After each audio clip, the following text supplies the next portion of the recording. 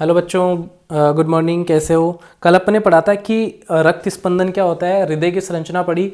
ठीक है, किस तरीके से कार्य करता है हृदय। और आज अपन पढ़ेंगे कि कुछ इसके बारे में और पॉइंट रह गए थे। ठीक है, हृदय स्पंदन पढ़ लिया अपन ने कि 72 से 80 बार जो है हमारा, मतलब 72 बार जो है हृदय धड़कन होती है, धक धक करता है, या फिर हार्ट बीट जिसको बोलते हैं। अब इसमें एक पैराग्राफ दे रखा था कि रक्त परिसंचरण की खोज विलियम हार्वे ने की थी सबसे पहले 1578 में। ठीक है ना।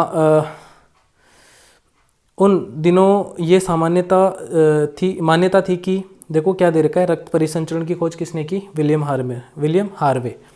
हार्वे। इस तरीके से नाम याद रखोगे, विलियम हार्वे। ठीक है। उन दिनों ये मान्यता थी कि रक्त शरीर की वाहिनियों में दोलन करता रहता है।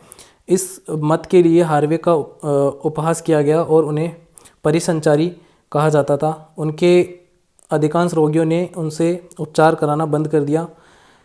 तथापि हार्वे की मृत्यु से पहले परिसंचरण के बारे में उनके विचार को जीव विज्ञानी तथ्य के रूप में मान्यता मिल गई थी। ठीक है, तो ये आपको याद रखना है भाई। हमारा जो रक्त परिसंचरण तंत्र है, मैंने आपको बताया था, उसमें क्या होता है कि ऑक्सीजन का विनिमय होता है, ऑक्सीजन और कार्बन डाइऑक्साइड का विनिमय करता है रक्त। ठीक है, और किस तरीके से परिसंचरण होता है ये आपको मैंने पढ़ा दिया। ठीक है, अब देखो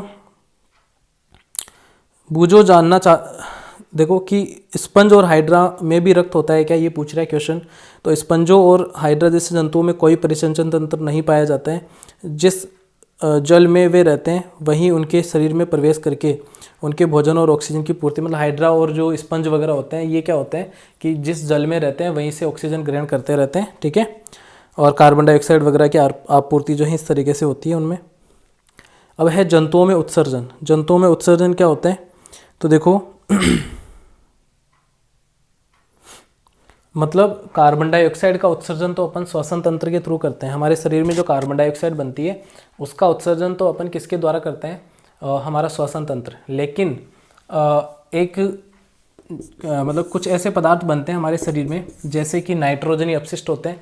नाइट्रोजनी अपशिष्ट का मतलब होता है कि नाइट्रोजनी जो उत्पाद होते हैं, हमारे शरीर में क्या होता है कि कुछ ऐसे पदार्थ बनते हैं जैसे नाइट्रोजन के, यूरिया वगैरह हो गया। ठीक है, अमोनिया हो गया। ठीक है, NH3 बोलते हैं अमोनिया को। और ये चीज़ें जो हैं हमारे शरीर में बनती हैं और ये नाइट्रोजनी अपशिष्ट होते हैं, हमारे शरीर में बनते हैं। ठीक है, लीवर यकृत में बनते हैं। और इन पदार्थों को भी शरीर से बाहर निकालना ज़रूरी है। तो हमारे शरीर में एक विशेष तंत्र पाया जाता है जो इनको क्या करता है, बाहर निकालता है। उस तंत्र को कहते हैं अपन क्या? उत्सर्जन तंत्र। ठीक है, किडनी, इसमें किडनी वाला जो भाग है, किडनी, मूत्राशय, मूत्रवाहिनियाँ, ठीक है, ये सारा भाग आता है इसमें, और इसके बारे में अपन चर्चा करते हैं। ठीक है, तो देखो जंतुओं में उत्सर्जन, आपको याद होगा कि शरीर में अपशिष्ट पदार्थ के रूप में कार्बन डाइऑक्साइड फेफड़ों द्वारा किस प्रकार उच्च श्वसन के प्रक्रम के द्वारा बाहर निकाली जाती है। यह भी ध्यान में रखिए कि अपचित भोजन बहिक्षेपण प्रक्रम द्वारा मल के रूप में शरीर से बाहर निकाल दिया जाता है। मतलब अपचित जो भोजन बचता है वो मल के द्वारा अपन बाहर निकालते हैं। ठीक है, आइए अब हम ये मालूम करें कि अन्य अपशिष्ट पदार्थ शरीर द्वारा कैसे बाहर निकाले जाते हैं। आपके मन में ये प्रश्न उठ रहा होगा कि आखिर ये अपशिष्ट पदार्थ आते कहाँ से। जब हमारी कोशिकाएं अपना कार्य करती हैं तो कुछ पदार्थ अपशिष्ट के रूप में निर्मुक्त होते हैं। अधिकांशतः ये पदार्थ विषाक्त होते हैं, इसलिए इन्हें शरीर के बाहर निकालने की आवश्यकता होती है। सजीवों द्वारा कोशिकाओं में निर्मित होने वाले अपशिष्ट पदार्थों को बाहर निकालने के प्रक्रिया को उत्सर्जन कहते हैं। ठीक है, शरीर से अपशिष्ट पदार्थों को बाहर निकालना ही क्या होता है? उत्सर्जन होता है। सबसे इंपॉर्टेंट बात ये कि शरीर से अपशिष्ट पदार्थों को बाहर निकालना क्या होता है? उत्सर्जन। ठीक है, और उत्सर्जन में भाग लेने वाले अंगों को क्या कहते हैं? उत्सर्जी अंग कहते हैं, या इस तंत्र को अपन क्या कहते हैं? उत्सर्जन तंत्र कहते हैं, जो हमारे शरीर में। मानव उत्सर्जन तंत्र के बारे में दे रखा है कि रक्त में उपस्थित अपशिष्ट पदार्थों को शरीर से बाहर निकाला जाता है।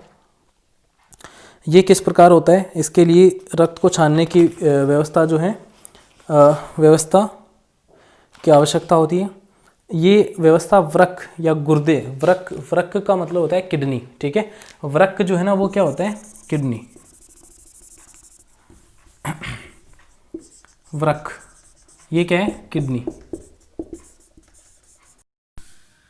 ठीक है बेटा। तो इसमें क्या है कि अब उत्सर्जन तंत्र की बात कर रहे हैं। तो उत्सर्जन तंत्र में क्या होता है कि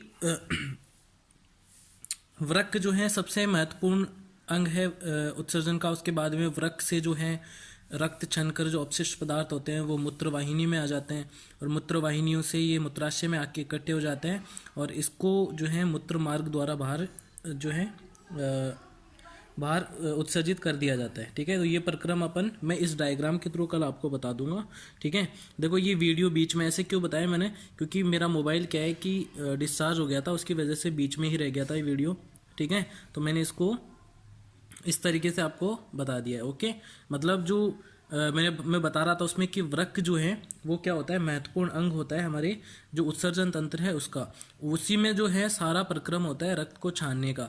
अब इसके अंदर की संरचना जो होती है वो अपन इसको किस तरीके से प्रक्रम होता है ये मैं कल बताऊंगा। और इसके अंदर की संरचना जो होती है वृक्क के अंदर क्या क्या चीजें होती है वो आप 10th में पढ़ोगे। ठीक है, तो ये मतलब ये रक्त का छानना और उसमें से अपशिष्ट पदार्थों को वापस मतलब अपशिष्ट पदार्थों को लेकर मूत्रवाहिनियाँ कहाँ तक आ जाती है, मूत्राशय में आ जाती हैं, और मूत्राशय से ये मूत्र मार्ग द्वारा बाहर अपशिष्ट पदार्थों को बाहर भेज देती हैं।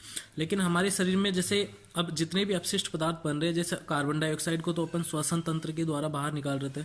ठीक है, अब नाइट्रोजनी अपशिष्ट, नाइट्रोजनी मतलब जो नाइट्रोजन से बने होते हैं जैसे कि यूरिया, अमोनिया, इनको अपन किसके द्वारा बाहर निकालते हैं, हमारा उत्सर्जन तंत्र है। ठीक है, ऐसे ही त्वचा भी जो है कुछ अपशिष्ट पदार्थों को बाहर निकालती हैं, जैसे कि पसीने के द्वारा जो है ये क्या करती है, लवणों को बाहर निकालती है। कुछ लवण होते हैं जिनको बाहर निकालती है।